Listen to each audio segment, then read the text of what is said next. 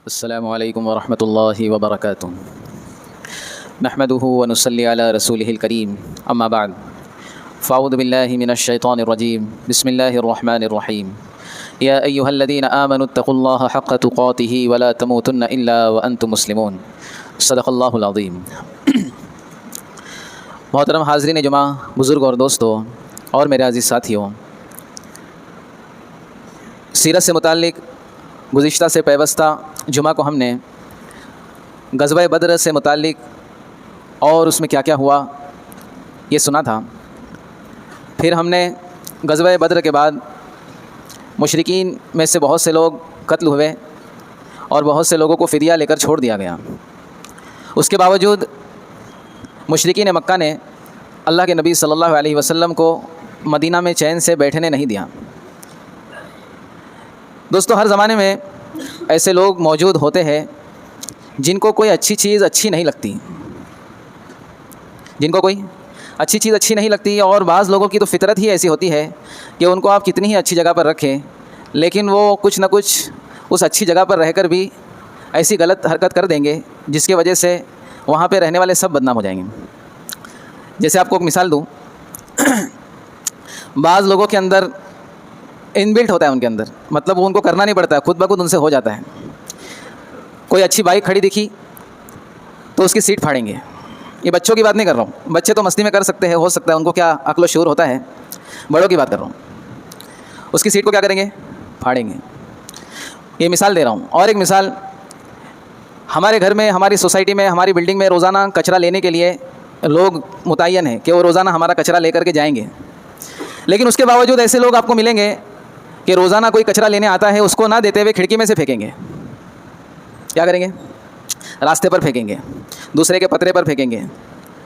ये सब हकीकत है दोस्तों, ये कोई मैं बनी बनाई हुई बात नहीं कह रहा हूँ। आप देखो, आपके इर्द गिर्द ऐसे लोग आपको ज़रूर मिलेंगे जिनके घर पे रोज़ाना कचरा लेने वाला आता है, या कभी खुदा न खास्ता एक आध दिन नहीं आया तो वो दूसरे के घर पे कचरा फेंकेंगे, रास्ते में फेंकेंगे, दूसरों की तकलीफ़ का सबब बनेंगे।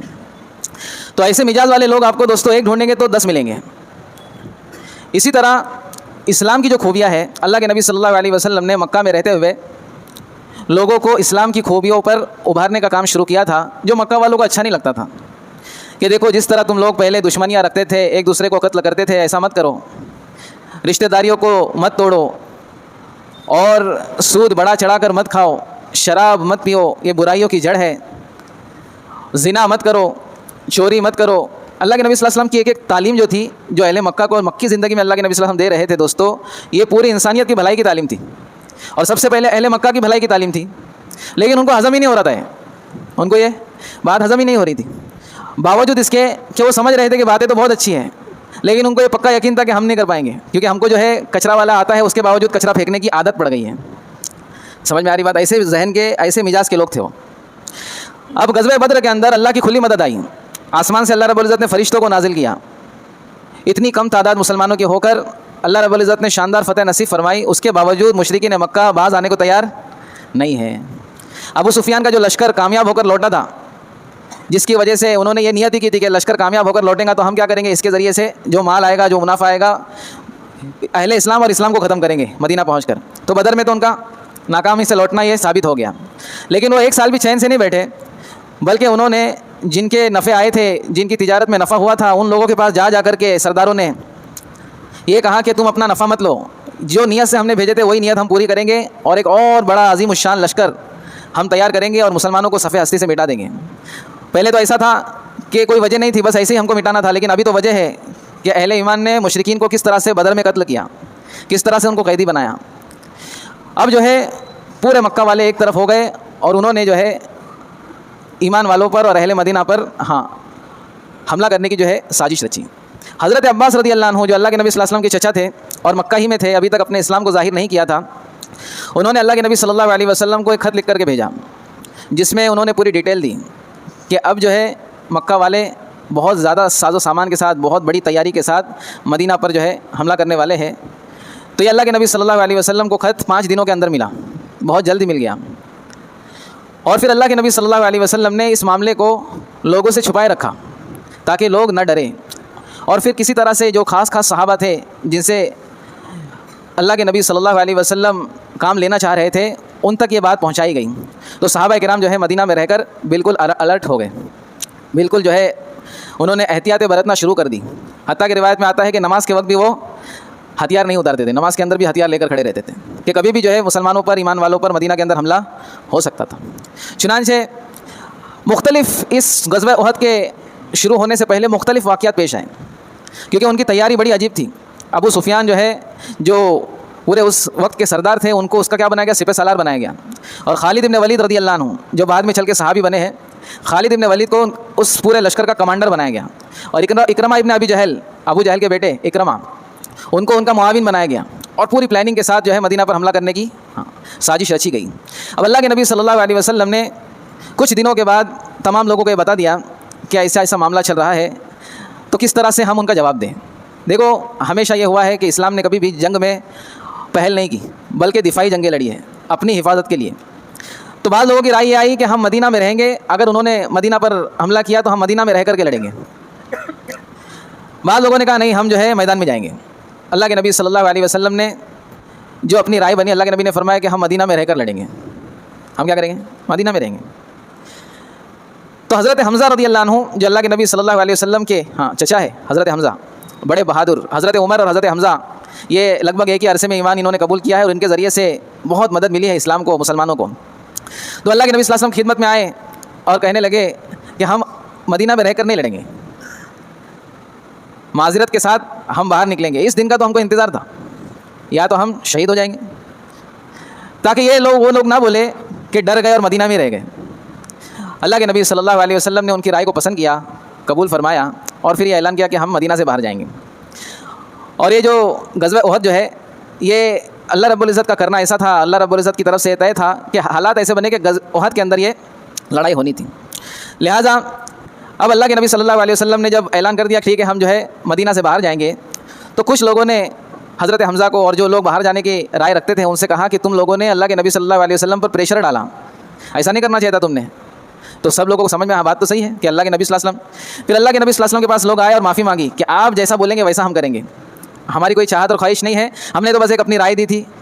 अल्लाह के नबी सल्लल्लाहु अलैहि वसल्लम ने फरमाया कि अब मैंने जो है हथियार पहन लिए और किसी नबी के लिए इसकी गुंजाइश नहीं है कि हथियार पहनने के बाद वो उसको उतार दें। अभी वही होगा कि हम जो है बाहर निकल करके लड़ेंगे। लिहाजा ये तय हो गया मुसलमानों की तरफ से। अल्लाह के नबी सल्लल्लाहु अलैहि वसल्लम ने 3 जमातें बनाई। सबसे पहली जो जमात थी मुहाजिरीन की, यानी मक्का से जो मुसलमान होकर के आए थे मदीना में, उनके अमीर बनाए गए हज़रत मुसाब इब्न उमैर रज़ी अल्लाह अन्हु। दूसरी जमात बनाई अंसार की, जिसके अमीर थे उसैद इब्न हुज़ैर। ये सब अव्वलीन सहाबा में से जिन्होंने पहले पहले इस्लाम कबूल किया। और तीसरी जो जमात बनाई गई उसके अमीर थे मुंजिर। तो इस तरह से अल्लाह के नबी सल्लल्लाहु अलैहि वसल्लम ने तीनों जमातें बना दी। अब एक राय जो है अब्दुल्ला इब्न उबई इब्न सलूल जो मुनाफिकीन का सरदार था, जिसने अपने कुफ्र को छुपाए रखा था, लेकिन हमेशा मुसलमानों के खिलाफ वो मदीना में कुछ ना कुछ हरकत करता था। इसकी वजह मैंने बहुत बार बताई कि वो अल्लाह के नबी सल्लल्लाहु अलैहि वसल्लम के आने से पहले उसको बादशाह बनाने वाले थे, लेकिन उसकी बादशाह चले गई, अल्लाह के नबी सल्लल्लाहु अलैहि वसल्लम आ गए तो उसका सब मर्तबा ख़त्म हो गया। तो इसको भी पूछा गया क्या करना, तो बोले ये मदीना में रह के करेंगे अपन, ताकि जंग से दूर रहे। लिहाजा अल्लाह के नबी सल्लल्लाहु अलैहि वसल्लम ने जब ये फ़ैसला किया कि मदीना से बाहर जाएंगे, तो इसको बहुत बुरा लगा कि अब मेरे को भी बाहर जाना पड़ेगा। आखिरकार आगे चल करके उसने साथ छोड़ ही दिया और उसकी मुनाफिकत सबके सामने आ गई। जो छुपाता था वो अपने कुफ्र को, निफाक को, वो सबके सामने ज़ाहिर हो गई। बहरहाल बहुत लंबा वाक़या है, मैं मुख्तसर में बताता चलूँ। अब जब उहद के मकाम पर सब लोग जमा हुए तो अल्लाह के नबी सल्लल्लाहु अलैहि वसल्लम ने तमाम लोगों को कुछ हिदायत दी। सबसे पहले तो अल्लाह के नबी सल्लल्लाहु अलैहि वसल्लम ने एक जमात को तय किया कि तुम लोग पहाड़ी के एक इलाके के अंदर अपने तीरों के साथ तैयार रहोगे।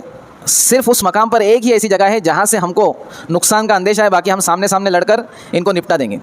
लेकिन खुदा ना खास्ता अगर धोखे से वहाँ से कुछ होता है तो वहाँ पे तुमको खड़े रहना है। और अल्लाह के नबी सल्लल्लाहु अलैहि वसल्लम ने इतने साफ अल्फाज में कह दिया था कि मैंने एक ख्वाब देखा है। अल्लाह के नबी सल्लल्लाहु अलैहि वसल्लम ने ख्वाब देखा था। ख्वाब की जो है सिर्फ ताबीर बता दूँ आपको, ख्वाब लंबा है। अल्लाह के नबी सल्लल्लाहु अलैहि वसल्लम ने फरमाया कि ख्वाब की ताबीर यह है कि मेरे ख़ानदान में से एक शख्स इसमें शहीद होगा, जिसकी ताबीर जो है हज़रत हमज़ा जो है शहीद हुए। इसी तरह अल्लाह के नबी सल्लल्लाहु अलैहि वसल्लम ने ख्वाब में एक महफूज जगह देखी, जिसके बारे में अल्लाह के नबी ने फरमाया कि महफूज जगह से मुराद मदीना है। तो अल्लाह के नबी सल्लल्लाहु अलैहि वसल्लम ने पहले ही कुछ लोगों को तय कर दिया था कि यहाँ से तुमको हटना नहीं है। एक रिवायत में आता है कि अल्लाह के नबी सल्लल्लाहु अलैहि वसल्लम ने यूँ फरमाया कि अगर तुम ऊपर से ये देख रहे हो कि परिंदे हमको उछक कर ले जा रहे हैं, यानी ऐसे हालात हमारे हो गए कि हम बिल्कुल एकदम ख़त्म हो गए, परिंदे उठा के हमको लेके जा रहे हैं, नोच रहे हमको परिंदे, तो भी वहाँ से मत हटना। अगर तुम देख रहे हो कि हम हार गए तो हमारी मदद के लिए मत आना, अगर तुमको ऐसा लगता है कि हम जो है फतहयाब हो रहे हैं, जीत रहे हैं, तो माल गनीमत जमा करने के लिए भी मत आना, जब तक कि मैं ना कहूँ कि उधर से हट जाओ, तुम मत हटना। इतने साफ अल्फाज में अल्लाह के नबी सल्लल्लाहु अलैहि वसल्लम ने उस टुकड़ी को, वो चंद लोगों को अल्लाह के नबी सल्लल्लाहु अलैहि वसल्लम ने हिदायत दी थी। अब जो है अल्लाह के नबी सल्लल्लाहु अलैहि वसल्लम जब मुशरिकीन मक्का और सब आमने सामने खड़े हुए, तो रिवायत में आता है इस बार मुशरिकीन ने अपनी औरतों को इसलिए साथ में लाया था ताकि भागने का कोई चांस ना रहे, कोई भागने का सवाल ही पैदा ना हो। जिसमें हिंदा, जिन्होंने हज़रत हमज़ा के बारे में जो है बात मिलती है कि कलीजा चबाया था उनका, इन्होंने जो है हिंदा ने, जिनको बाद में अल्लाह ने इस्लाम की दौलत से नवाजा, मुशरिकीन के जो है शह सवारों को, लोगों को उभारना शुरू किया कि हम औरतें हो के जंग में आई है, तुम जो है यहाँ से जो है पीछे हटने की सोचना भी नहीं। बहुत सारी चीज़ें इसमें हुई है दोस्तों। अब एक चीज़ सुना करके ख़त्म करता हूँ, आइंदा हफ्ता इंशाअल्लाह उसको लेंगे आगे की बात को। जब आमने सामने हुए मुशरिकीन और ईमान वाले, तो एक शख्स था तलहा इब्न अबी तलहा, मुशरिकीन की तरफ से। इसके बारे में कहा जाता है ये बहुत ही माहिर जंगजू था। इसको भेड़ कहा जाता, मेंढा कहा जाता था, मेंढा जैसा मेंढा घुस के मारता है ना, वैसा ये था।